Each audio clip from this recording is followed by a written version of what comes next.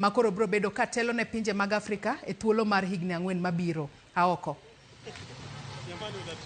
Erokamano ahinya awinji maler kowuok e kaunti ma Mombasa kuma kama antiere gi moko kuom jodak ma bende gidwani gilosie matin kotenore kod wachiero ma gineno kodhi nyime ne giluwe achiel kachiel tadwa mani akaw pachgi mondo wajani to gito giwacho nang'o to duoko no gikaw nade machiegni ahinya chakachaka gi nyingi tinyisa ni to wach duoko ni ikawe nade kata inene nade.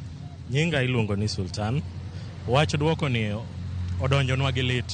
Onge tiende wawuonde odonjonwa gi lit nikech duoko mano waparo ni wadhi yudo ok wayudo.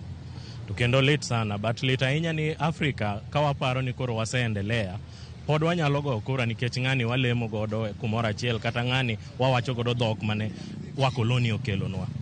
Wan paro no ne ni Afrika bro ng'iyo ni ng'at mwamiyogi kata ng'ama dhi telonwa obed ng'at man gi maono, obed ng'at maneno ni Afrika nyawuok ka to chopo kanye.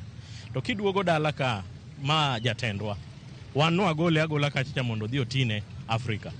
But nikech koro koyudo koduogo ka pod obro tiyonwa Kenya ka. But en gima lit ndikwa neno ka jo Kenya wetewa moko sani kendo mor kendo gisherekea nikech ja Kenya wadgi ogore piny. En gima lit ndi. But adwa wacho ni wang'iuru gini gi mabor. Jothurwa utakwayo ni wabedura beda gi muolo warit, but chieng' moro ng'ato be bro manyo ni mondo mi wamak lwete. Kaka gitimre kodwa ji nyiero wa malich nikech koro giloke agenda moro ni ne en jatendwa gi kabinde. To mano gima ne onge. Raila kogore piny to Kenya emogore piny.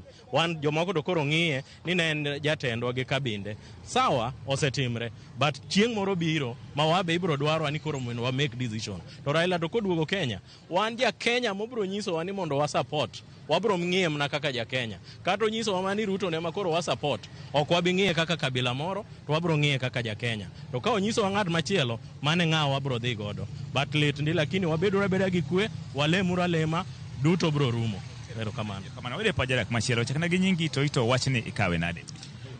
An miluonga ni Julius Ogogo.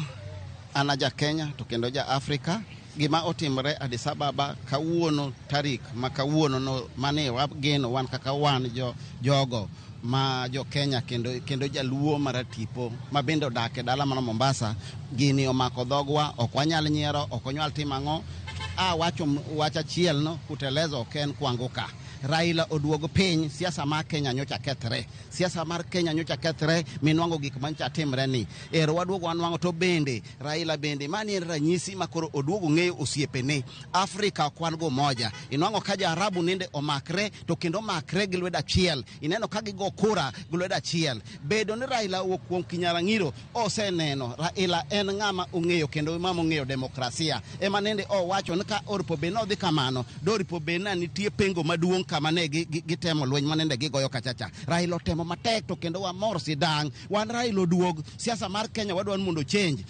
We duogo lose mar Raila ok en lose marwa kaka wan jo Kenya to en lose mar Kenya ga Afrika mar jomea. Raila oduog siasa mar Kenya nyocha kethre. Wadwari ka ng'ama iwacho no chieng' ne jo wan kaka wan wawe urgi mwatemuru matek mwatemuru sana. Nitie idara moro miluongo ni cohesion ma bende no mi jukumu mar jok matimo weche mag ukabila. Ukabila omako piny mane momi neno ka wan ga nyiera mang'eny anyera wagoli uru wabedu kaka ja achiel mana kaka ni neno ja Arabu ogo kura giga kura kaka gini ja achiel lakini ng'at warangiru jole bamba moko madir dala waka ineno kanyo biro Nairobi kendo rwake gi sironyo odonjo nyaka Luo land odonjo bor wake kaka jatelo au nene kanyo onge koro bedru kaka wan jotelo bende rangre uru president ma Afrika rangre uru nitie jandhoga idieru ka. Kamano wedo ng'at machielo chakna gi nyingi yiero ni ikawe nade in kaka jadak ma Mombasa. An John Oucho. Yiero makawuono ne en yiero mar Afrika ok en yiero ma Kenya to nikech en yiero mar Afrika morwa maduong' kabisa ne kura marwa ma Kenya to donje e agulu mar jachung' marwa ma en Raila Amolo Odinga. De bede ne kura mar jo Kenya ma en achiel kende ni no kogoye kaka mar Jalibamba ma Uganda mwaneno ka olal. De buogo wa serious to kurwa no donje buchwa. Wamor nyocha jiwacho ni iga ka iga to ng'ama iwacho ni keng'eny no ema okuongo yombo mano mor maduong' namba achiel ochako yombo ma ji oneno ng'at ma kama mano hero mano ng'ama ne oningo tel nikech ji oketo trust kuome. Mor duong' kuomwa kendo wawacho maber ni onge gima obwogowa kata achiel, mak mana ni chike mana jogo keto noket gi go korgi kwan. Kigolo ng'ani tige maber ni kodok to wamiyo kura ni godo mane bwok madang' wawachi ma pek onge. Raila nigi enigma mare mosekonyogo jopiny to kod trust ma ji oketo kuome. Pore kodwa konyowa sidang', nodwa konyo Afrika mangima tero bedo kamano. Jo Kenya to pod odhi konyo nyowuoyo nikech koro duogo tiyonwa ka. Erokamano. Erokamano. Yude pa jadak machielo machiegni nyisa ni to wasiero ni winje nade kata kawe nade? Okay, mokwongo an iluonga ni Collins Okun. Yiero osetimore kendo waseyudo duoko. Wabiro kawe kaka osewuok nikech en gima no osebedo kamano.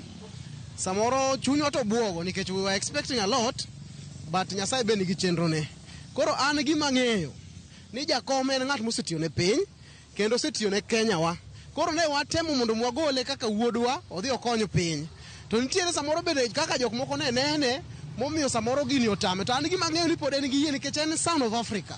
Koro biro tiyo ne pinywa in any other way. Kata bende ni ok oyudo kom mane wadwaro ni makendo miyo wakoyo kamano, to pod wang'eyo ni pod biro tiyo ne piny nikech en wuodwa, wahere to wembo wang'eyo teko ne gi ngufu ne. Koro ok wanyal luor nikech wang'eyo ni pod nitiere kuonde mobiro konyo based on his knowledge and capacity plus teko ma en godo gi mbi ma en godo outside the world.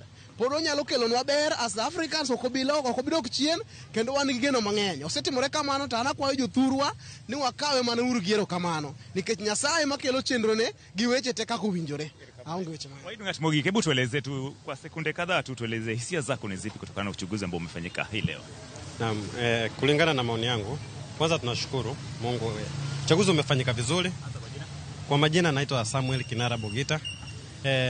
Nimesikitika kuona Rais Museveni pia hakuweza kujitokeza katika zile kura ambazo zilikuwa pale Addis Ababa, Ethiopia. Kwa sababu huyu ni rais ambaye ametoka katika mataifa ya Afrika Mashariki. Tunazungumzia East African Community. Pia nimeshangaa kwa sababu alikuwa amekuja hapa akatuahidi kwamba atasimama na sisi. Kwa hivyo kuanguka kwa mzee wetu pia inaonyesha kuwa pia hatukuwa na umoja katika Afrika Mashariki. Pia tungejiunga kama Afrika Mashariki tutoe kandidati moja, lakini pia yule ambaye ameweza kuchukua ametoka Afrika Mashariki. Kwa hivyo Afrika Mashariki haijapoteza bali tumepata. Lakini kile ambacho ningeambia Wakenya ni kwamba tuwe na mfano bora kama mfano baba ameweza kuonyesha kwamba ni baba wa Kenya na ni baba wa Afrika. Kwa nini nazungumza hivi?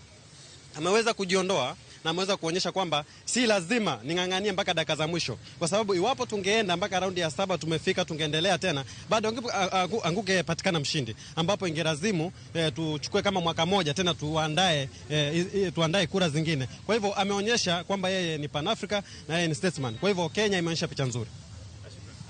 Mana kakiwinjo janeno mar Ramogi TV mago mana pach moko kuom jodak mantiere kaunti ni ma Mombasa kata mana nyiso wa pachi kotende kod yiero magineno kotimore ka thothgi waneno ka gikoni ok gimor gi okama kamano, kata kamano gikoni Raila en jatelo, kata kamano kuduoge pacho kae omed mana tino jo Kenya kaka osebedo kotimo. Pod wamedo luwo wachni kendo wabiro medo nyiso janeno maro mar Ramogi TV kaka weche medo tuch kowuok e kaunti ni ma Mombasa. Ne Ramogi TV, nyinga en George Aoko.